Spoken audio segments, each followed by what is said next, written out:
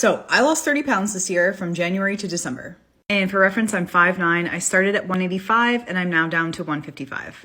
During that time, I was not going to the gym and I did not follow a specific diet. I focused on hacking my brain to change my habits, and the weight loss was just a byproduct of that habit change. And these are the 3 habits that I started. Number 1 is planning out a route in your neighborhood where you know the exact distance, the exact time, and the exact number of steps. And on that walk, pick a podcast that has around 45 to 1 hour episodes and stick to that every single day. My podcast of choice was On Purpose by Jay Shetty.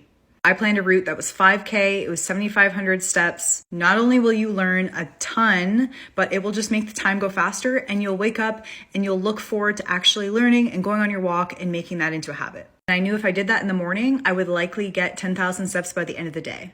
When I wasn't tracking steps, I was getting like 3,000 a day, and I was just not happy with that. I also didn't realize how hard it was to get 10,000 steps, especially as someone who works from home. Number 2 may sound easy, but I started eating breakfast. I never used to eat like a proper breakfast in the morning. Maybe I had like a smoothie and I just wasn't that hungry. And really it was just because my metabolism was like, why are you feeding us? We're not used to eating at this time. Like blah, blah, blah, blah, blah. So I said, okay, we're going to eat dinner for breakfast. I'm going to have a protein, a veggie, and a carb. I think in North America, we think of breakfast foods just as like this completely niche specialized meal when we don't really have to. It can just be dinner in the morning. So that's where I started, dinner in the morning. Number 3.